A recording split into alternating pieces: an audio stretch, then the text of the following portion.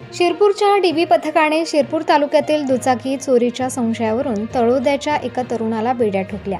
हा तरुण दुचाकी चोरीमध्ये सराईत असल्याचे चौकशीत उघड झाले असून त्याने शिरपूर, चोपडा, सोनगीर येथून 3.25 लाख रुपये किमतीच्या 6 दुचाकी चोरल्याची कबुली दिली आहे।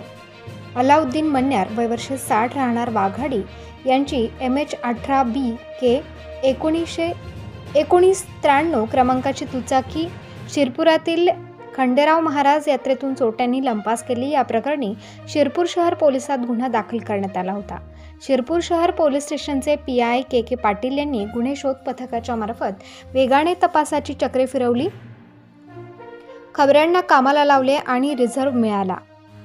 बोरगावकडून शिंगावेकडे एक संशयित विना क्रमांकाच्या दुचाकीने येत असल्याची गुप्त माहिती PI पाटील यांना मिळाली। या माहितीच्या आधारे शिंगावे गावाच्या गेटजवळ डीबी पथकाने संशयिताला ताब्यात घेतले आहे।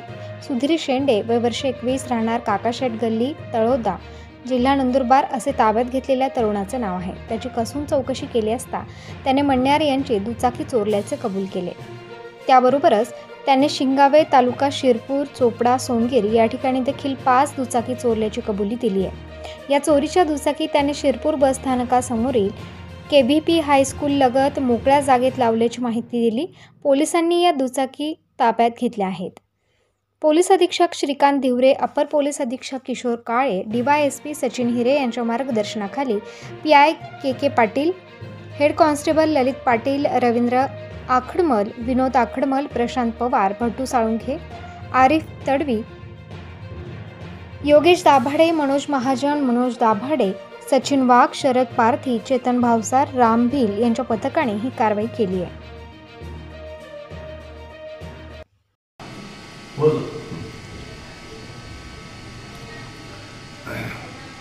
करण शेंडे राहणार तळोदा, जिल्हा नंदुरबार या आरोपीने शिरपूर शहरातून काही गाड्या चोरून नेलेल्या आहेत अशी आमच्या गुन्हे शोध पथकाच्या अंमलदारांना माहिती मिळाल्यानंतर त्याला आमच्या लोकांनी ताब्यात घेतलं। त्याच्याकडून शिरपूर शहर येथून चोरलेल्या 2 गाड्या, एक चोपडा शहर पोलीस स्टेशन हद्दीतून आणि एक सोनगीर पोलीस स्टेशन अशा 4 गाड्या आणि एक गाडी तळोदा पोलीस स्टेशन या ठिकाणाहून अशा 5 आणि प्लस आणखी एक गाडी अशा 6 गाड्या टोटल त्याने काढून दिलेल्या आहेत। सदरचा तपास गुन्हे शोध पथकाचे पोलीस हवालदार ललित पाटील करतात।